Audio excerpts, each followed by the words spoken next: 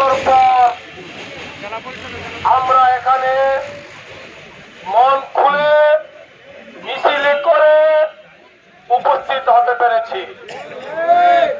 আমি আমার সেই সকল ভাইদেরকে ধন্যবাদ জানাই যাদের আন্দোলনের বিনিময়ে 5ই আগস্টে রক্তের বিনিময়ে শত শত শহীদের রক্তের বিনিময়ে আমাদের ছাত্র ভাইদের রক্তের বিনিময়ে বিএনপির অসংখ্য নেতা কর্মীর রক্তের বিনিময়ে আজকে আমরা 16 ডিসেম্বর উপলক্ষে এখানে মিছিল করে আসতে পেরেছি। আমি তাদের আত্মার মাগফিরাত কামনা করছি।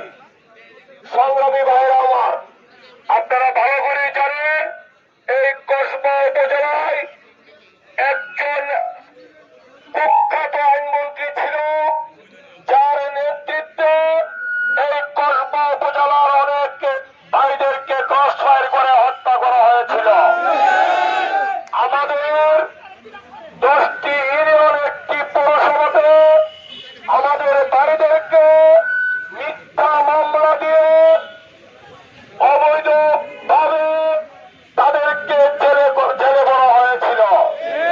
আমাদের ভাইদেরকে রিমান্ডে এনে নির্যাতন করা হয়েছিল। সংগ্রামী ভাইয়েরা আমার, আমি আপনাদের কাছে একটাই অনুরোধ করব, যারা আমাদের উপর এরকম নির্যাতন করেছে আপনারা তাদেরকে অবশ্যই চিনেন। যারা আওয়ামী লীগের, ছাত্রলীগের, যুবলীগের, স্বেচ্ছাসেবক লীগ, শ্রমিক লীগ, আওয়ামী লীগের অঙ্গ সংগঠনের যে নেতৃবৃন্দরা ছিল, যারা আমাদের উপর অত্যাচার করেছে, আপনারা তাদেরকে চিহ্নিত করে আইনের হাতে সুপর্দ করবেন। একজন লোক যেন ছাড় না পায়।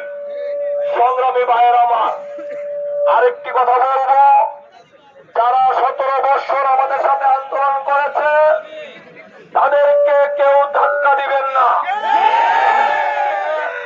তাদেরকে পিছিয়ে ফেলে আপনারা রাজনীতি এগোতে পারবেন না।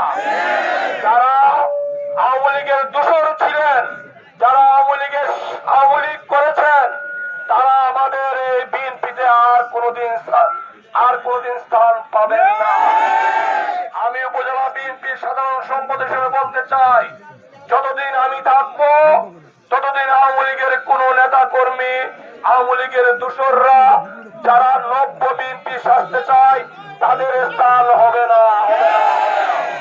সুতরাং আমার নির্যাতিত ভাইয়েরা, আপনারা কোন চিন্তা করবেন না, আপনাদেরকে অবশ্যই মূল্যায়ন করা হবে। ভাই, আমি আপনাদেরকে আরেকটি কথা বলবো, আপনারা জানেন এই কসবা উপজেলার অনেক আওয়ামী লীগের নেতৃবৃন্দ আমরা এখানে আসতে পারি নাই।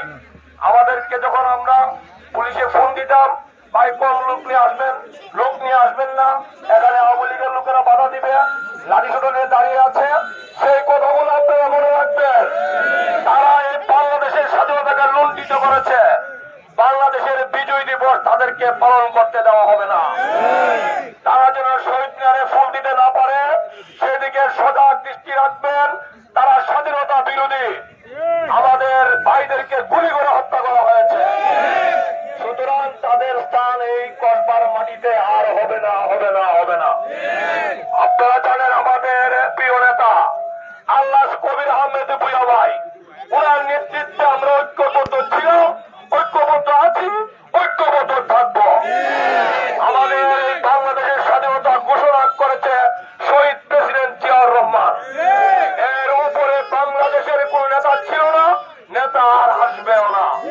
আমরা তারেক রহমানের নেতৃত্বে নতুন বাংলাদেশে গড়ব, খালেদা জিয়ার নেতৃত্বে নতুন বাংলাদেশে গড়ে এই অঙ্গীকার করেই আমি আমার বক্তব্য শেষ করলাম। ধন্যবাদ সবাইকে।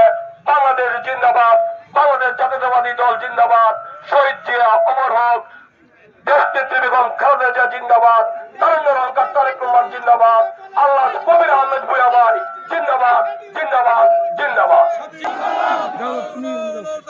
স্বাধীনতার ঘোষক জিয়া, জিয়া তোমায় মনে পড়ে, এই পর্যায়ে